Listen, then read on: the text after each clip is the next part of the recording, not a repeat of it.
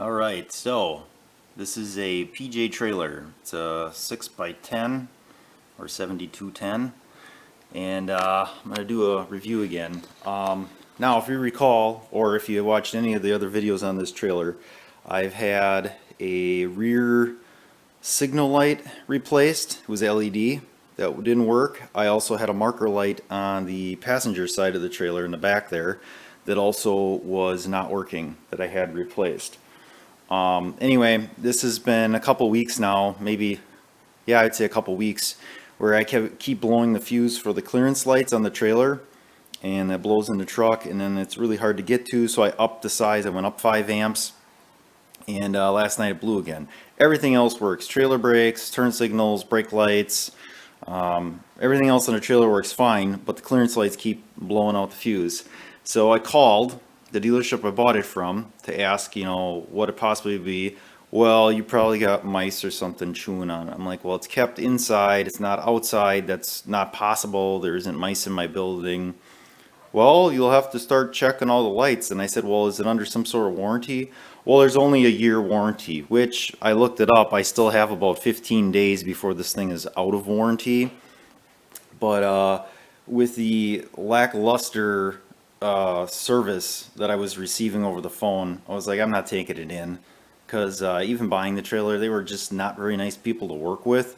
And in this day and age, you just have to deal with that. There's going to be people that aren't very nice that are selling stuff, and when they're the only dealer around selling what I thought was a pretty decent product, now I'm not so sure. At least the wiring, and maybe, it was just this guy on this trailer that was doing the wiring, because it's definitely not good. It's very shoddy, and there's a lot of stuff that now looking at it is not real good, and I'm going to show you that here in a second. Alright, so I decided to come back on this side and check here first because we got a light here and there's also a license plate light. So as I started checking, the first thing that caught my eye was the fact that we got two butt connectors here that aren't in anything laying on top of this leaf spring. So these wires that don't have any type of protection, you can even, well, you probably can't see because this camera doesn't autofocus at all.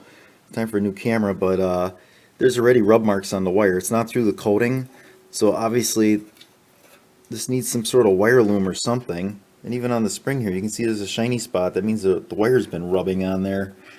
There should be like this jacket over the wires to at least give it some protection, or I'm thinking that this should be tied up with a wire clip to hold it out of the way so it's not rubbing on stuff. I don't know if that's just overlooked or if it was just, like I said, that guy that was doing the wiring just not very bright. Something. So then I came over here and I'll show you what I found. It's got to be a good sign. Alright, let me take you underneath here and I'll show you what I started with before I get to my actual wiring stuff here. So what I did up here, let me grab a light. There we go. I just used a plastic keeper here, drilled a hole through here, used a hardened bolt because that's what I had. Same thing with this clip, that's the only clip I had that size. So what I did was use this smaller, I think this is 1/8 inch wire loom, covered the wires up, and then I just put this thicker stuff over top just so that it wasn't quite as big there, and then we should be good. There shouldn't be anything else that's rubbing. These wires here are short enough where they can't make any contact with any metal parts, so, and this here should be good too. And then in the way of what I did with the light, I'll show you that, or where those wires were frayed. Alright, so if you recall, these were the wires. One of these was the one that was frayed. So what I did was I cut the old weather tight connectors off, and oh, it's this black wire here. You can see where it was all frayed there. Cut those off, and there's plenty of wire here. And then what I was thinking about doing was putting a grommet in this hole, but that won't work because this has a gasket on it and it's got to sit flat against this metal backing plate here. So what I'm just going to do is run some of that 1/8 inch wire loom over top of this. I'll probably tape the two connectors together just so that they don't move. And I think that wire loom should fit. Actually, I probably should check to make sure this fits through the hole. Oh yeah. plenty good. That's the thing with wiring, like you always want to double check your stuff before you make your connections.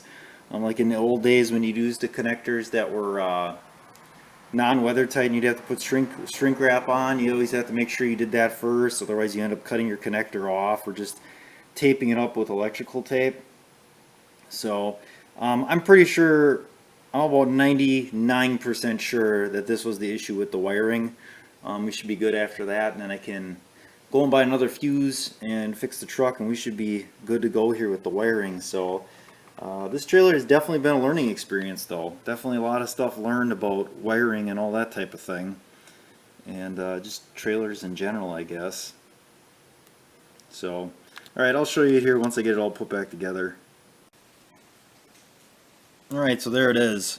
Like I said, I put a little piece of loom on here. I just taped over where those butt connectors were, and then the rest of this has a jacket on it. So it was the fact that the bare wires were touching was the problem. So we shouldn't really have any problem with that hole because nothing should be moving here. So let's see, this goes which way? I don't even know. I'll have to turn it on, double check, but that should be it with this. That should fix the problem here, and hopefully now that's the last, that's not right, it must go the other way, last problem here that I have with this thing, with this trailer with lights and electrical and that type of thing. So I'll get it all put back together and we'll double check it. So there it is. This screw here is stripped out. Again, not too surprised.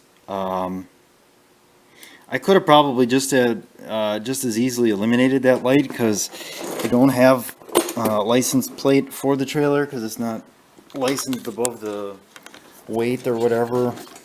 But I didn't, because who knows, maybe someday. And then what I did in the back here, so the way that wire comes out right back in here, and we remember it was, if you remember, it was way over here. Took it and I just fed it up into this square tubing here where there's a whole bunch of other wires, whole bunch of stuff like that. But so those butt connectors, the splice is actually well up in here, and then we got this, so that should be fine. I can't see how that's gonna rub, and like I said, I fixed this over here, so that shouldn't be an issue anymore either, because like I said, it was rubbing. You can see there was a shiny spot on that U-bolt.